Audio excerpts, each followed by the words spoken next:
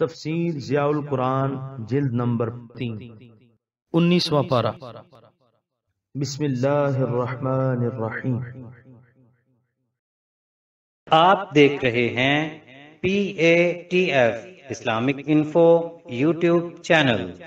مزید Islamic videos کے لیے ہمارا چینل سبسکرائب کریں۔ تعارف سورۃ الشعراء۔ بسم اللہ الرحمن الرحیم۔ نام، اس سورت کا نام الشعراء ہے کیونکہ اس کی آیت 224 میں یہ لفظ مذکور ہے، اس لیے اسی لفظ کو اس سورت کا عنوان مقرر فرمایا۔ اس سورت میں 11 رکوع اور 227 آیتیں ہیں۔ یہ 1279 کلمات اور 5540 حروف پر مشتمل ہے۔ نزول، یہ مکہ مکرمہ میں نازل ہوئی۔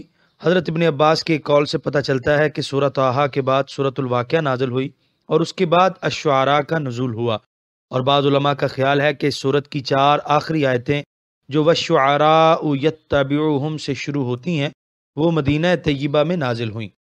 مضامین، نبی رؤوف الرحیم صلی اللہ علیہ وآلہ وسلم شب و روز تبلیغ اسلام میں مصروف ہیں، دن بھر اپنی قوم کو سمجھاتے ہیں، ان کے شکوک کا ازالہ اور ان کے اعتراضات کا جواب دیتے ہیں، قرآن کریم کی آیات پڑھ پڑھ کر انہیں سناتے ہیں، اور جب رات کی تاریکی پھیل جاتی ہے اور ہر طرف سناٹا چھا جاتا ہے تو یہ رسول مکرم بارگاہ الہی میں حاضر ہوتے ہیں، کبھی دست بستہ کھڑے ہو کر اور کبھی سر بسجود ہو کر بڑے سوز و گداز سے اپنی قوم کی ہدایت کے لیے التجائیں کرتے ہیں۔ جب زبان مصروف دعا ہوتی ہے تو آنکھوں سے آنسو ٹپ ٹپ گرنے لگتے ہیں، یوں معلوم ہوتا ہے کہ آمین آمین کہہ رہے ہیں۔ یوں دن بسر ہو رہے ہیں، یوں راتیں گزر رہی ہیں، لیکن کفار کی ہٹ دھرمی اور بہتان تراشی میں اضافہ ہی ہوتا چلا جا رہا ہے، جس سے طبیعت اداس رہتی ہے اور خاطر عاطر پر غم کے بادل چھائے رہتے ہیں۔ اللہ تعالیٰ تسلی دیتے ہوئے فرماتے ہیں، اے مصطفیٰ صلی اللہ علیہ وسلم، تم یوں رنجیدہ خاطر اور ملول کیوں رہتے ہو؟ آپ نے اپنا فرض ادا کر دیا، یہ ان کی عقل کا قصور ہے کہ وہ حق کو قبول نہیں کر رہے۔ تمہارا شفیق دل تو یہی چاہتا ہے کہ ان میں سے کوئی بھی گمراہ نہ رہے، سب ہدایت یافتہ ہو جائیں، اور ایسا کرنا ہمارے لیے کوئی مشکل نہیں۔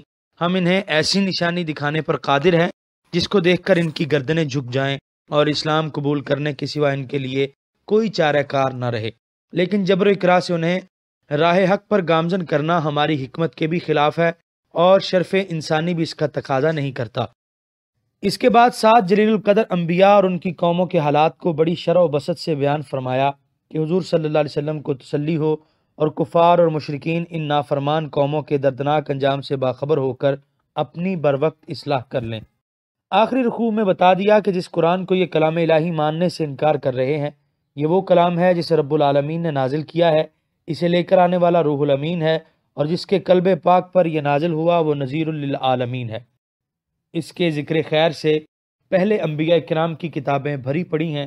اس کے متعلق یہ کہنا کہ یہ کسی شیطان کا کلام ہے یا کسی شاعر کا طبع زاد ہے، انتہائی حماقت اور نادانی ہے۔ کہاں شیاطین کی لایانی باتیں اور کہاں اس کتاب مقدس کا اعجاز بیان اور حسن و جمال۔ کچھ سوچو، ان میں کوئی ادنا سی مناسبت بھی ہے؟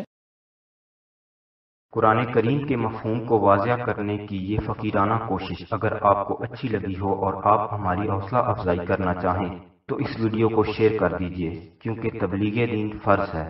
ہم نے اپنے حصے کا چراغ روشن کیا، دعا ہے کہ آپ بھی اپنے حصے کا کریں۔